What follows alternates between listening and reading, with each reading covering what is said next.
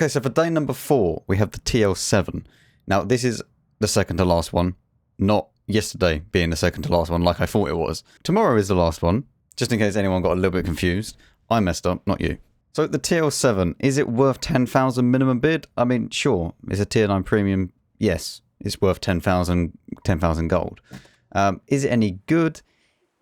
Thing is, if you can get it at like minimum bid to 12,000 gold, you're pretty good in regards to value-wise. If you're never going to play this tank, there's no point getting it. Now, the bad things about this tank are very, very bad DPM, but it kind of makes up for it in the fact that it's an autoloader, so you'd expect to have a lower DPM. But you have a long intra-clip reload.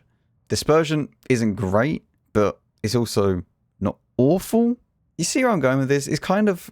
This tank is not awful, but not great. You do have an enormous cupola on top of the tank, so no matter what you do, you're going to get penned, and your armor is troll towards the upper side, but then it's just very, very easy to pen if people know where to aim, which is up here.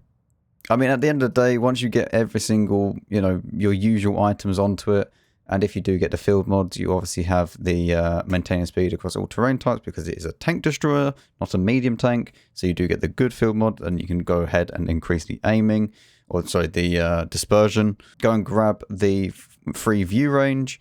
And then, of course, because it is a tier 9 vehicle, you do get the extra field mod on number 7, which I would probably just not choose any, to be honest. Because the reverse speed is already 15 by default. Making that go even slower for the cost of increased camo, I don't think that's worth it. Now for equipment on this tank, obviously you're going to put vents on it. You're going to want to put probably IAU on it because of how derpy the gun is. Get that down as much as you can. And then for the last one, maybe turbo, I guess. But then if you do that, you then don't have enough view range. Even with the field mod that gives you more view range for basically free, you still don't have enough. And vents. Yeah, painful.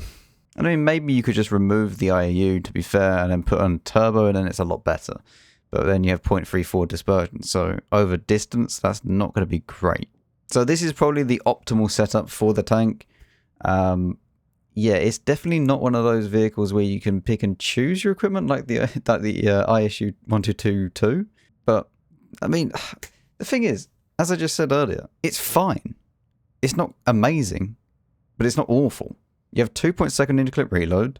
Your aiming time is just over that intra-clip reload, so you won't notice it too much. And you have 1440 clip potential.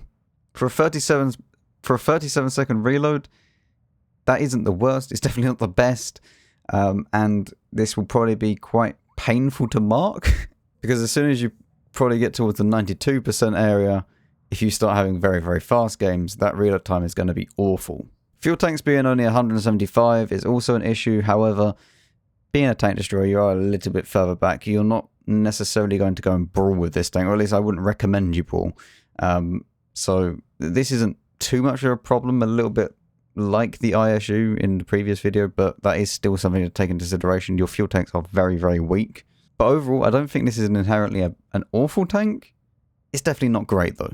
So am I going to bid 10,000 gold on the TL-7? No, not personally. I don't want it. I just don't. I'm never going to play this vehicle. The thing is, I might play the ISU because it seems funny, but the TL-7, no, just no. This is like a bigger version of the Ashen Rex, and I don't think the Ashen Rex is that good anyway. Anyway, see you tomorrow for another video.